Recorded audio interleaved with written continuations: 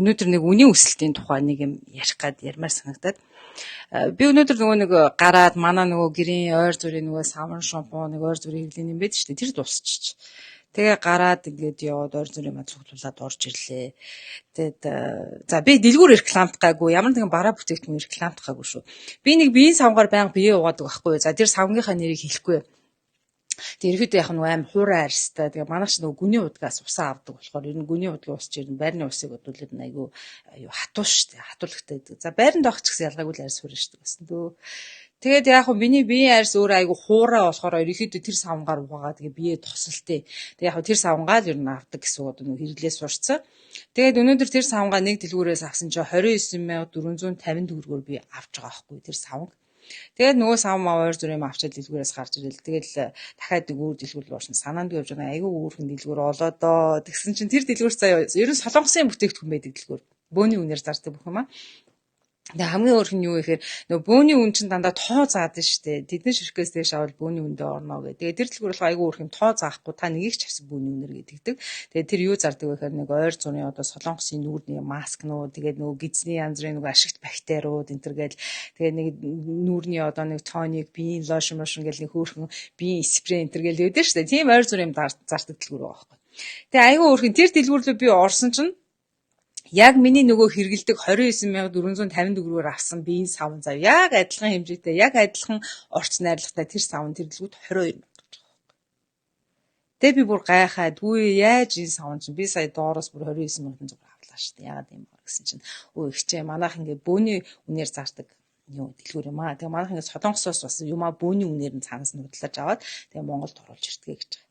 Тэгээ энэ дээр нэг их сони юм байгаа заяа. Миний тэр 29450 төгрөгөөр авсан дэлгүүр бол угаасаа том дэлгүүр. Тэр бол солонгосоос өөс бүх юм бөөнөр авдаг нь тодорхой.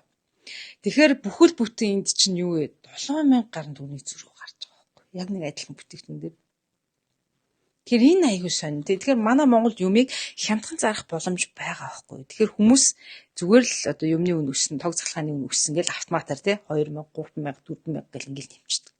Ерөөсөө яг эдийн засгийн судалгаагаар тий одоо тогны үн нэмэгдсэн бол за магадгүй нэг бараа бүтээгдэхүүн үйлдвэрлэхэд эсвэл одоо таны дээр бараа бүтээгдэхүүнийг тэр хил гайлаас оруулж ирээ тог захилгаан дэлгүүрийн чи үнээс шингээхэд яг ингээд эдийн засгийн дээр одоо тооцоон дээр үнэ нэмэх хэрэгтэй үстэй. Тэгэхэд манайх ерөөсөө тэгдүүн байна. Айгүй сони ерөөсөө юм. Тэгээ манайх бас нэг юм боллоонтой ус уудаг байхгүй одоо нэг цэвэршүүлсэн ус уудаг шүү дээ тий. Тийм ус уудیں۔ Тэгээд өнөөдөр манай ус дууссан. Би чинь цагаан сарын өмнөхөн усаа аваа. Тэгээд өнөөдрөөс ус дууссан болохоор 2 боллоонтой манайх тэгэл дуусгаар нь очиод үйлдвэрлэсэн авчтай. Тэгээд үйлдвэр дээрээ бол тэр боллоонтой ус бол нэг боллоон 6000 төгрөг үйдээ. Тэгээ би 2-ыг авахаар 12000 төгрөг болт гэсэн. Тэгсэн чинь өнөөдөр очисон чинь өө манайх үнэ нэмсэн шүү. Нэг боллоонтой ус 8000 болцсон гэж байгаа байхгүй. Тэгээ боллоон тутам дээр 2000 төгрөг нэмсэн. Тэгээ яагаад гэсэн за магадгүй тэр усны үйлдвэр те тог захилгаантай холбож тайлбарлах байлгүй. Яагаад гэсэн чинь мэдэхгүй л ажилтна. Тэгээ ингээ аягүй сонио цалин нэмэгддэг үү Монгол хамгийн сонио амьдрах орчин сайжирдаг. Тэгсэн мөртлөө юмны үн 2000, 3000, 4000 зүгээр л ингээл пап өсөд идэг. Ер нь миний мэдхийн намайг хүүхэд байхтлаа монголчууд тийм гоё өндөр цалинтай гоё таатай амьдарч байгаагүй шүү дээ. Тэгээ одоо бол яг хэвээрээ. За яг магадгүй нөгөө бизнес эрхлээд нэг ойр зүрийн одоо нөгөө хөлөө олцсон. Тэгээ мөнгө нэг санаа зовхон болцсон тийм хүмүүс байгаа л ахaltaа. Гэхдээ бид нар ч айгүй цөөнх шүү дээ. Айгүй цөөнх хүмүүс аахгүй. Тэгээ нийт хүмүүсийг харж байхад нэг цалингаас цалингийн оронд хүрэхэд тэгэл цалин хизээж хүрдэггүй. За хүн хангалттай цалинтай бол мэдээж эрүүл мэндэд анхаарна, хүнийхээ хувь хөгжилд анхаарна тий. За фитнест явдаг ч юм уу, спортоор хичээлдэг ч юм уу, гадаад дотоод аялдаг ч юм уу, эсвэл хүүхдүүдийнхээ боловсролд ингээл зориулна штэ. Тэгэл хоол ундаа хүртэл эрүүл сонгох боломжтой ингээ хүний амьдрал бол дандаа мөнгнөөс шалтгаалж явж байгаа. Тэгэхэд биднэрт ерөөсөө тийм боломж олгохдоггүй штэ. Тэ ерөөсөө нэг тийм улам л танаал улам л хавчаал улам л доошлуулад байхаас ерөөсөө биднэрт хөдөлмөрлөөд хичээгээд тийм алгаа энэ надад аюу шодрог бус санагдаж байна.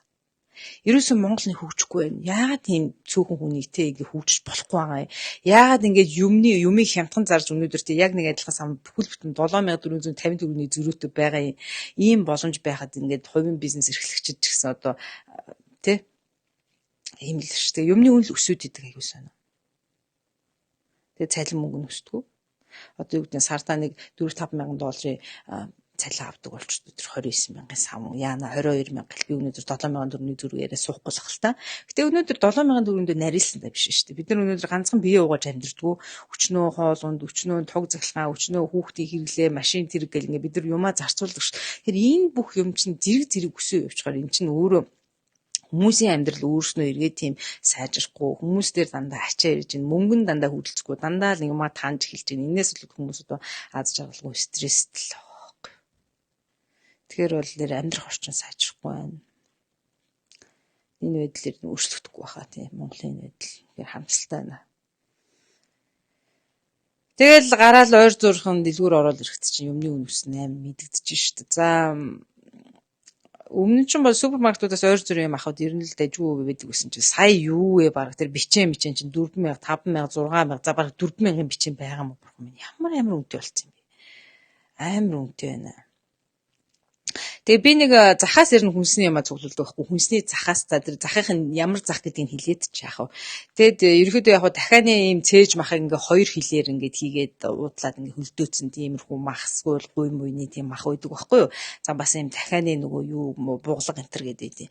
Тэгсэн чинь сая намайг нэг дэлгүүрт орсон чинь хямдрал гэж тавьчихжээ тэр дахианы маха. Тэгээд хідэн төгрөг гинэ 10 эдэн мянган махыг нэг 8,000 гэд зугласан юм уу. Тэгсэн чинь нөгөө махныхаа үн зах дээр зардаг дахианы махны үнээс бүр хямдраад үнэтэй байсан гэж боддоо. Тэгэхээр бид нар яг нэг адилхан бүтээгдэхүүнийг өөр газраас авахтаар шал өөр үнийн зөрүүгээс авч байгаа байхгүй юу. Тэгэхээр юу гэдэг юм яг мэдээж дээд зэрэглэлийн супермаркет эсвэл хүнсний зах хоёр мэдээж орчин нөхцөл ялгаагаас шалтгаалаад тийм дэд үхэл та. Гэтэл арай л нэг ижил бүтээгдэхүүний үнийн зөрүү Монголд бол арай амар байна.